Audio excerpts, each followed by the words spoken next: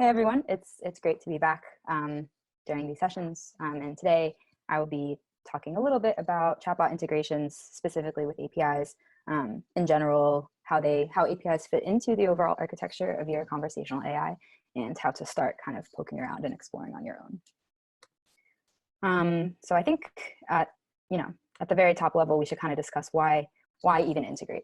In my experience, integrating your chatbot with APIs and other services can really elevate the experience of actually communicating with it.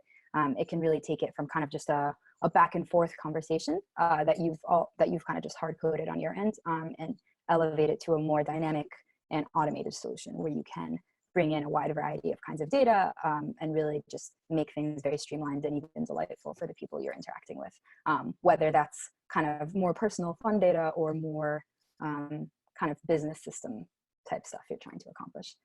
For the purposes of this presentation, I've kind of split the different kinds of integrations into messaging and service integrations. You would use APIs to accomplish both of them, but what I mean by this distinction is messaging integrations and what I refer to as messaging integrations is sort of just taking your conversational AI that you've built out, the flow you have created, and integrating it with a conversational tool that your users already use. So this can like Facebook or Google Business Chat, WhatsApp, any of those services. So this can be a great idea for businesses who have an existing customer base that uses a certain method to communicate with them already, because then you can kind of just plop your conversational chat in there, and then your users don't have to learn like a whole new method of interacting with your brand or your business. They can just go right to Facebook chat or Telegram or whatever it is they already use and have access to your conversational AI right off the bat. By service integrations, I mean integrating with things like Google Maps or Spotify or Yelp, or just kind of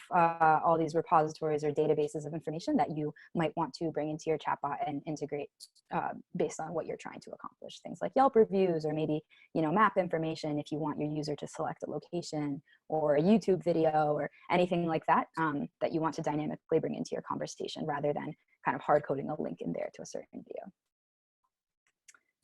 video. First, I should cover what an API even is. It's certainly kind of a tech term that gets thrown around a lot, but I didn't really know what it was until I started working with them myself. API stands for Application Programming Interface, and what it basically is just a set of rules or methods or functions that allow applications to talk to each other through the internet. This way, different applications can share around data, they can update data, they can just sort of talk the way machines talk without you as the chatbot developer necessarily knowing the details of how that data is actually implemented or stored in the backend system.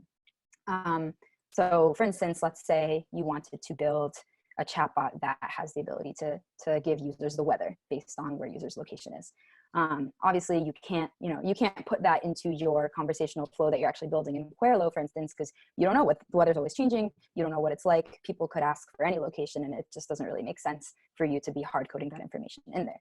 So, a logical place where you could find that information is the weather company, for instance. But again, you can't, do a search every single time to find that information. You need a way to programmatically get it for whatever location the person is asking for in like a very real-time way. So, but you don't necessarily know like how the weather company stores that information, what its database is like. You don't have access to that database. It's all stored away in their server somewhere. So that's where APIs come in. Basically, with a hypothetical weather company API, that's the weather company getting together and being like, okay, how are we going to give external applications access to our data? What do we want to let them see? How are they going to ask for it in a way that we can recognize, and how are we going to send back information in a way that they can use and that they can predict it's always going to be that format. Yeah, that's basically what APIs do.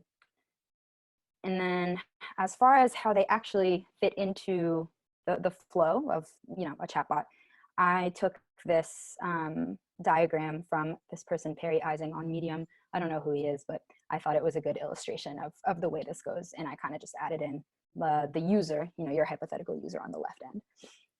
So how do we work with APIs? So using my example from earlier, you have your end user, the person who's typing in the computer, talking to your chatbot, and he wants to know, what's the weather like in London?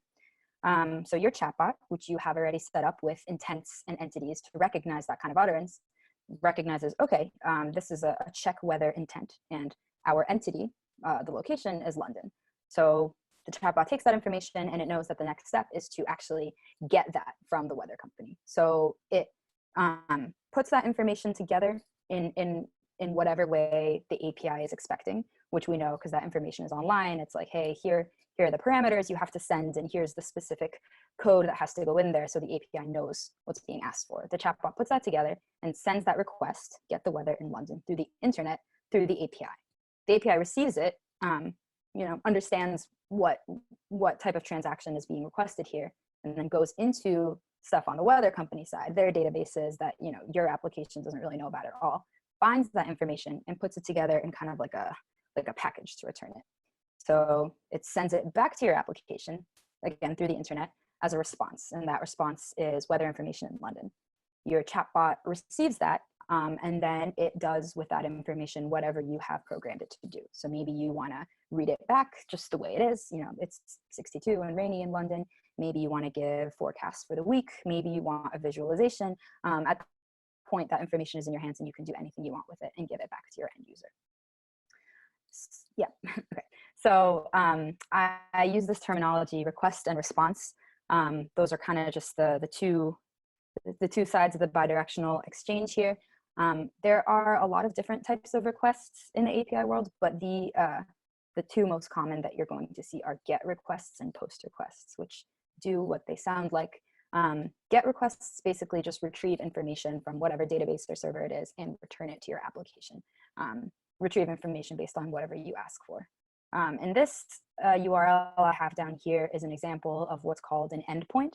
And an endpoint corresponds to like a particular API or a particular functionality you're trying to use. So what I mean when I say it gets sent through the internet is this basically gets run like in the internet the way you would run any other kind of URL. And this just tells, the Spotify API, for instance, what we're trying to do here. So this is kind of the base that tells it like, hey, I'm trying to use the API. This tells it that you want to do something with artists. Here you would put like the ID. That's like one of the parameters I mentioned to hone in on a specific artist. And this is telling the API, hey, I want to see the list of albums that this artist has. So for instance, the API request that happens in this example I was going through is a GET request because you're just trying to retrieve information about the weather. A POST request actually changes or adds information in that database. So this is used in situations like, if you have some kind of an online shopping chatbot and your user had previously placed an order, but now they want to cancel that order. So, maybe your chatbot asks for the order number and then can send that POST request to the API, like here's the order number, here's the new status, cancel. And then that gets updated all the way over here in the database. So now that order is canceled, the user doesn't have to do anything other than saying it to the chatbot. They don't have to like log in and cancel it themselves. And the endpoint kind of looks the same. They're all URLs that basically correspond to a specific type of thing you're trying to do. As far as how APIs actually, like from a technical perspective, how they live within the chatbot, it depends on the platform you're using. Like for instance, Watson Assistant has something called context variables, and you have to like pass stuff from the chatbot into a separate code layer. At Pypestream, where we're currently, APIs you kind of make the calls within scripts that you call within your chatbot. Those are called action nodes. So the details of the implementation depend on the platform or what tool you're trying to use, but in general, the API calls live where the rest of the code lives for the chatbot. And some ways to get started. The great thing about APIs is that there's a lot of information just publicly available if you kind of Google it. So I think if there are any services that you're interested in, be it SoundCloud, Uber, Grubhub, like all these things have APIs, and they are, it's worth Googling them and seeing if there's documentation on the website and quick start guides just to see like how this API, what it does and how it does what it does. A lot of APIs are not exposed. What I mean by exposed is that they're not, exposed APIs are APIs that have been made basically public and free for users. So there are some APIs where you can just get going right away. There are other APIs where you have to, you might have to apply on the developer page, and then their people have to review your application just to make sure that what you're trying to use it for, abides by their terms of service. You're not trying to commercialize it in a way that's not acceptable, because as everyone knows, data, you have to keep it safe, you have to protect it, and you can't, like, it would probably be a disaster if everyone could just use whatever APIs they wanted. But there is a really good list on GitHub of public APIs, just a very comprehensive list of a lot of fun ones that you can just get going with right away. There's like a Pokemon one, a cocktail recipe one, a cat facts one. NASA has cool ones. So that's a good place to just look and see what's out there and what you might be interested in looking into. And then I like to use a tool called Postman, which is a free tool that you can download online. And it's a place for you to just experiment with APIs and not necessarily have to like put them in an overall block of code. Like in Postman, you can kind of copy and paste the specific URL that you need to use, put in all the parameters that you need to send, indicate whether it's a GET request, a POST request, and that's a way you can just start getting familiar with what requests are supposed to look like, what responses are supposed to look like, the different error codes that you might get. I'm sure you've all seen 404 not found. That's an API, an HTTP error code. So you'll run into those. And then if people want to start exploring with actually incorporating API calls into like a Python script, for instance, you would use the requests package to do that.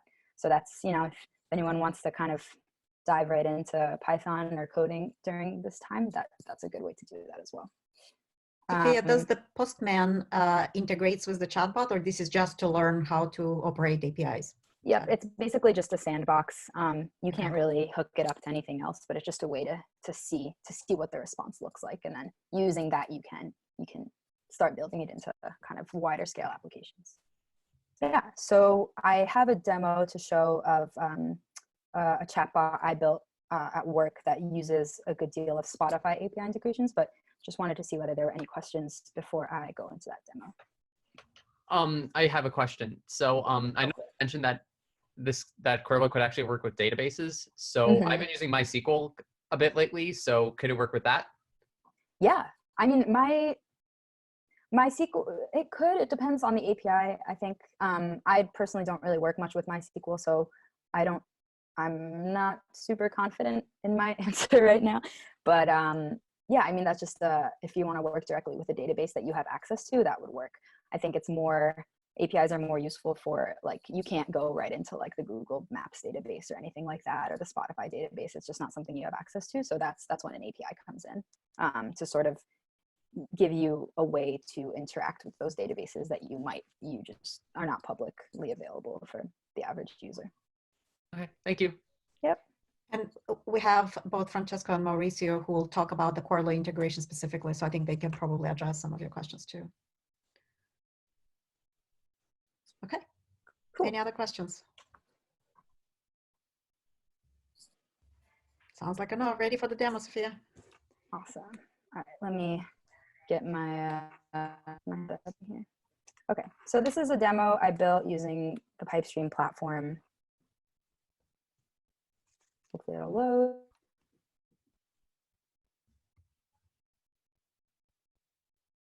Cool. So this one, for the Spotify API, there's like some upfront authentication steps that you have to do in order to give it access to your data. But then once you do, there's a lot you can actually do with it. So it's exposed in the sense that anyone with a Spotify account can get going with this. They don't have to wait for like a lengthy application review, but you do need a Spotify account that you can, or someone who's willing to give you access to their Spotify account in order to really explore the functionality that's available. So I'm going to play a song, but Spotify is muted, so it won't, I think, yes. So it won't interfere with the audio, but just for the purposes. So I'm playing I Don't Know by Jamie XX. So here is my chatbot. I have mittens, but it's also NLU enabled. So I want to know what song is playing right now. So I just did a GET request. I hit the specific Spotify currently playing API to say, I want to know what song is playing right now. And the response, what I get back from it, I can show you what it looks like it looks like this. So you can see it's just like a giant dictionary It'll tell you the name of the artist. It'll tell you just a variety of IDs, like the song ID, the artist ID, all this different information. But this is basically what the response looks like. It's formatted as a dictionary. And then you can, I'm programmatically just parsing through it and grabbing the information that I'm going to need later. So what I'm doing is I'm grabbing the name of the song, I don't know, the artist, and then I'm just plopping those in the sentence. That's, you're currently playing blank by blank, what would you like to do? So I'm just populating those variables dynamically every time I call this API. And I can do a variety of things. Paused, I'm gonna unpause. So I can get more info about it, I can add it to my library. So I wanna add it to my playlist. So when I hit that, I'm running another GET request, this time to the playlist endpoint to see the playlists that I have in my account. So you can hear, these are all my public playlists. So test playlist, all these other ones. And then I'm converting those to these buttons. So then I can select maybe test playlist. And now I'm running a post request. So this time, since I'm actually trying to update something on the Spotify side of things, I sent it the ID of the playlist I want to add the song to, and also the ID of the song. And now if we go to my test playlist, that song is in there now. So you can see an update on the live end. I can also do things like see more songs like this. To do this, I'm sending the ID of the song to Spotify's Recommender API. They have an API that if you give it a song ID, it'll spit back, things that it thinks are similar based on however Spotify does. I don't know what their algorithm is for that. So I'm grabbing those, taking the top 5 and saying, hey, like, do you want to queue any of these up? So I'm going to select Chewing Gum by Blood Orange. And then that's another post request. So now I'm sending that particular ID to Spotify. And it's at the end of my queue. There we go. I don't know, it's lagging so much, but there you go. Yeah, so that's, there's a couple more things I can do with this, but I mean, it all kind of uses the same principles of kind of just this ongoing interaction using the Spotify, between Spotify and my conversational solution, using pretty much GET requests and POST requests. So that is kind of how it looks in reality, or once you've done all the development work, how it looks to a user. So you can kind of start getting some really, really interesting, when you combine the capabilities that are available within your conversational AI platform and the kind of information you have access to from the APIs, you can start getting really creative with, what you want to show your user, how you want to show it to them, how you can help them interact with their own account information just in the conversational interface. Yeah, so it's a lot of fun. And if anyone has any questions now or down the line as they start, poking around in documentation and looking into APIs that interest them, definitely let me know, because yeah, I love working on this.